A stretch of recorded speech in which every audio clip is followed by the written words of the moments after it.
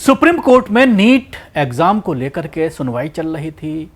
उसको लेकर के सुप्रीम कोर्ट के दरमियान एक मामला और आया कि हिजाब में परीक्षा का मामला। उस पर जिस तरह की टिप्पणियां सुप्रीम कोर्ट के जरिए की गई हैं वो बहुत अहम है, आप तक आनी चाहिए, आपको सुनना चाहिए कि सुप्रीम कोर्ट ने हिजाब को लेकर किस तरह का फैसला किया है। और आपको इसलिए मालूम होना चाहिए कि अगर आपके इलाके में कोई कॉलेज प्रशासन या कोई स्कूल वाला आपकी बच्चियों को हिजाब पहन करके स्कूल में आने से रोकता है तो उसके लिए सुप्रीम कोर्ट का ये फैसला काम आएगा और सुप्रीम कोर्ट के इस फैसले से आप उस फैसले को बदल सकते हैं।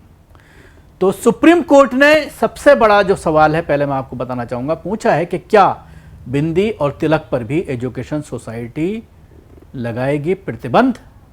सुप्रीम कोर्ट ने शुक्रवार को मुंबई के एक कॉलेज के उस फैसले पर रोक लगा दी है जिसमें कॉलेज परिसर में हिजाब, बुर्का, टोपी और नकाब पहनने पर प्रतिबंध लगा दिया गया था। साथ ही शीर्ष कोर्ट ने यह कहा है कि छात्राओं को यह चुनने की आज़ादी होनी चाहिए कि वो क्या पहने। जस्टिस संजीव खन्ना और संजय कुमार की पीठ ने एनजी आचार्य और डीके मराठे कॉलेज चलाने वाली चैम्बूर हाम्बे एजुकेशन के लिए फटकार लगाई और पूछा कि क्या वो बिंदी और तिलक पर भी प्रतिबंध लगाएंगे। सुनवाई के दौरान जस्टिस संजय कुमार ने सोसाइटी की ओर से पेश वरिष्ठ अधिवक्ता माधवी दीवान से पूछा कि कॉलेज इस तरह का सर्कुलर जारी करके छात्राओं को कैसे सशक्त बना रहा है। उन्होंने कहा कि आप महिलाओं को ये बताकर कैसे सशक्त बना रहे हैं कि उन्हें क्या पहनना है।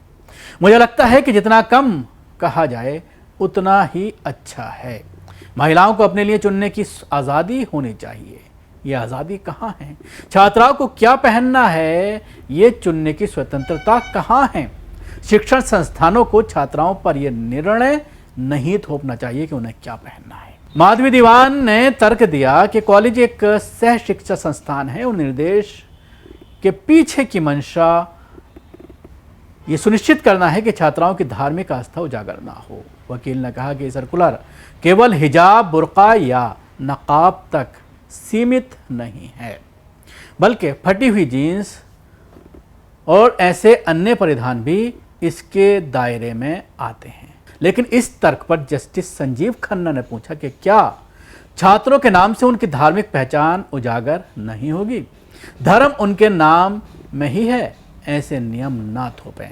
पीठ ने शिक्षा सोसाइटी को नोटिस जारी किया और 18 नवंबर तक जवाब मांगा।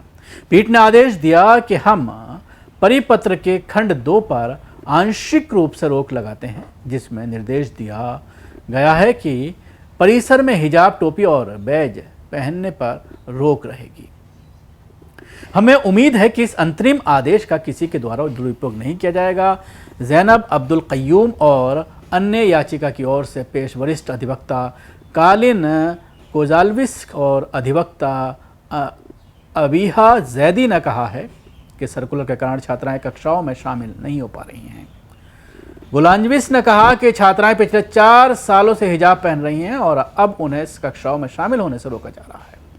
माधवी दीवान ने अदालत को बताया कि कॉलेज 2008 से अस्तित्व में है और बिना किसी सरकारी सहायता से चल रहा है। उन्होंने कहा कि अगर संस्थान कुछ खास छात्राओं को हिजाब और नकाब पहनने की अनुमति देता है तो वो दूसरों को भगवा शाल और अपनी धार्मिक पहचान के प्रतीक अन्य परिधान पहनकर आने से कैसे रोकेगा। उन्होंने कहा कि हम एक गैर राजनीतिक धार्मिक रूप से तटस्थ संस्थान हैं। हम केवल ये चाहते हैं कि हिजाब या नकाब पहनना छात्रों के लिए बातचीत में बाधा ना बने। उन्होंने अदालत में इसकी स्वतंत्रता नहीं छीनने की आग्रह किया है। इस पर जस्टिस खन्ना ने कहा कि शैक्षणिक संस्थान में हिजाब की अनुमति देने का बड़ा मुद्दा एक बड़ी पीठ के समक्ष विचाराधीन है।